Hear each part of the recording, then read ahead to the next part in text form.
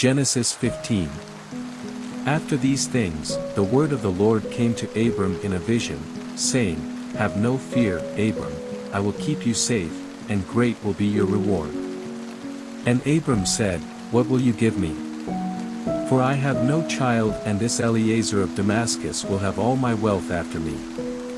And Abram said, You have given me no child, and a servant in my house will get the heritage.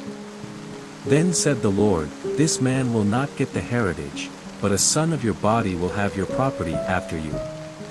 And he took him out into the open air, and said to him, Let your eyes be lifted to heaven, and see if the stars may be numbered, even so will your seed be.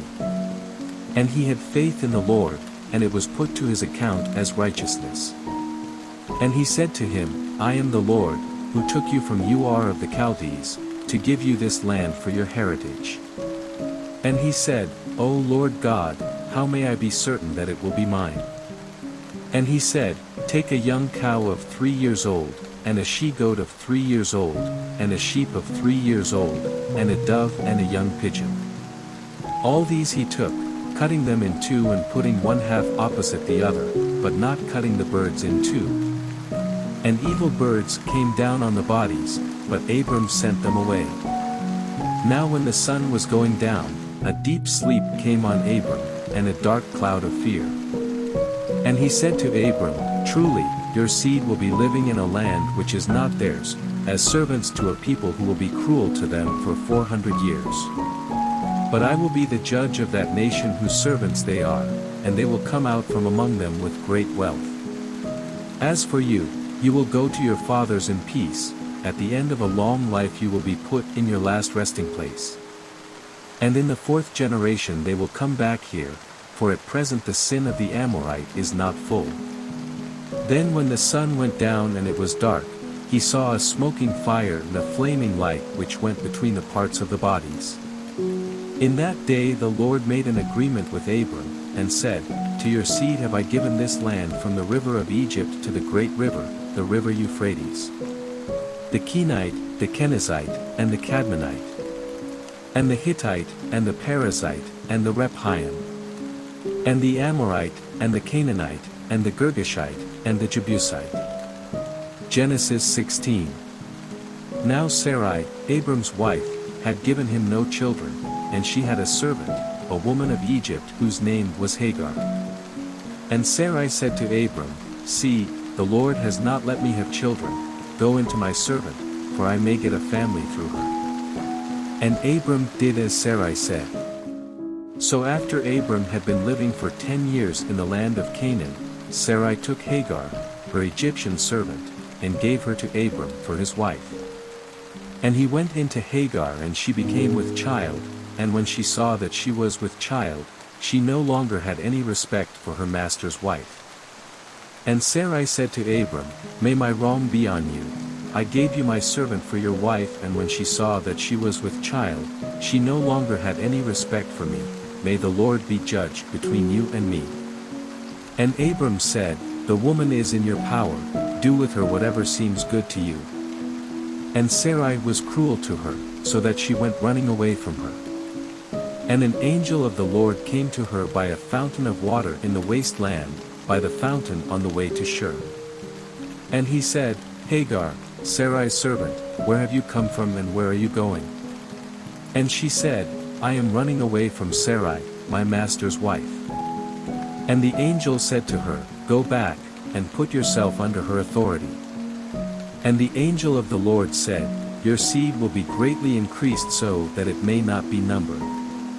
And the angel of the Lord said, See, you are with child and will give birth to a son, to whom you will give the name Ishmael, because the ears of the Lord were open to your sorrow. And he will be like a mountain ass among men, his hand will be against every man and every man's hand against him, and he will keep his place against all his brothers. And to the Lord who was talking with her she gave this name, You are a God who is seeing, for she said, Have I not even here in the waste land had a vision of God and am still living? So that fountain was named, Fountain of Life and Vision, it is between Kadesh and Beer. And Hagar gave birth to a child, the son of Abram, to whom Abram gave the name of Ishmael.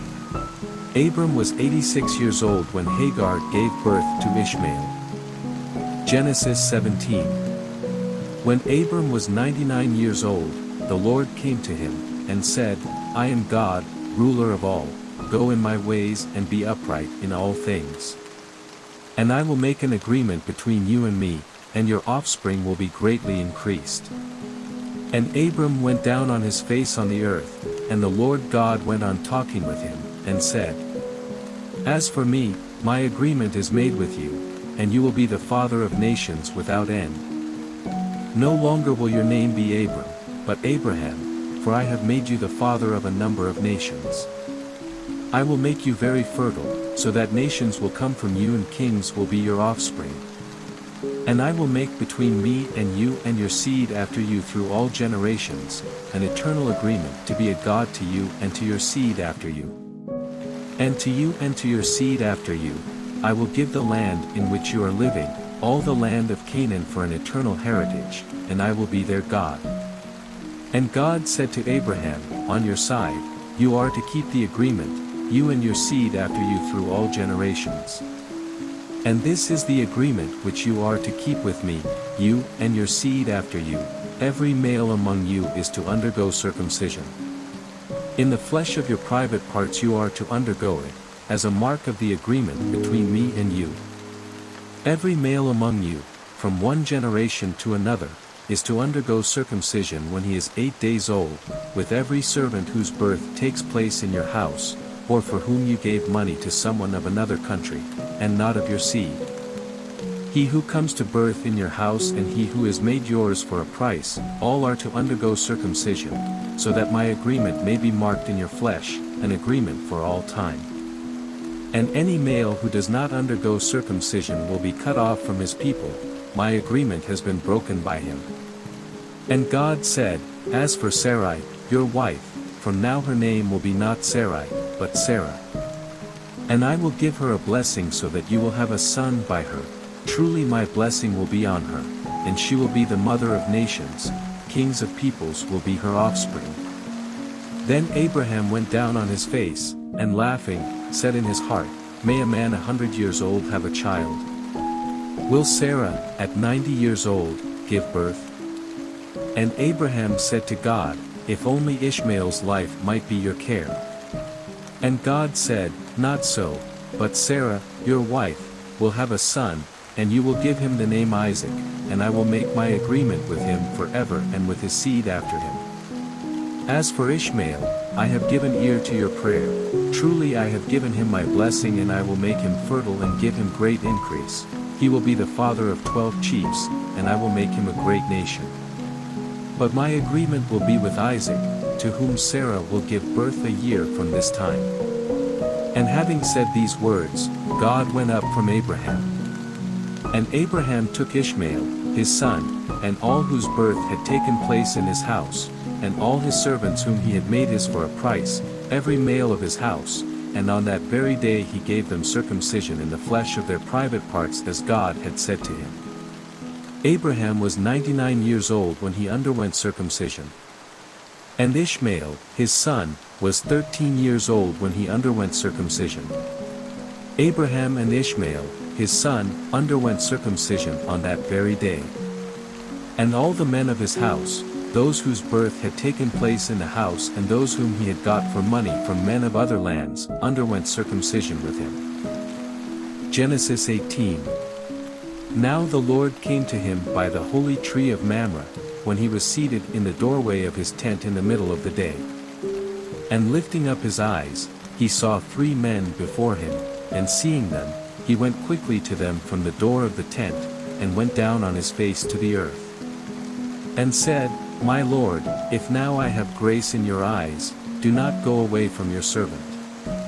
Let me get water for washing your feet, and take your rest under the tree.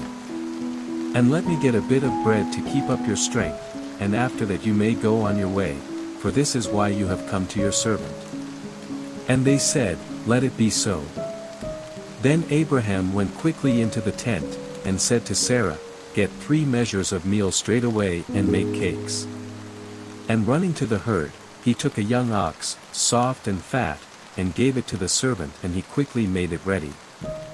And he took butter and milk and the young ox which he had made ready and put it before them, waiting by them under the tree while they took food. And they said to him, "Where is Sarah your wife?"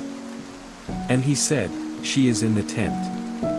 And he said, "I will certainly come back to you in the spring, and Sarah your wife will have a son." And his words came to the ears of Sarah, who was at the back of the tent door. Now Abraham and Sarah were very old, and Sarah was past the time for giving birth. And Sarah, laughing to herself, said, "Now that I am used up, am I still to have pleasure, my husband himself being old?" And the Lord said, "Why was Sarah laughing and saying, Is it possible for me, being old, to give birth to a child? Is there any wonder which the Lord is not able to do? At the time I said, In the spring, I will come back to you, and Sarah will have a child." Then Sarah said, "I was not laughing, for she was full of fear." And he said, "No, but you were laughing." And the men went on from there in the direction of Sodom, and Abraham went with them on their way. And the Lord said, "Am I to keep back from Abraham the knowledge of what I do? Seeing that Abraham will certainly become a great and strong nation, and his name will be used by all the nations of the earth as a blessing? For I have made him mine so that he may give orders to his children and those of his line after him, to keep the ways of the Lord, to do what is good and right, so that the Lord may do to Abraham as he has said."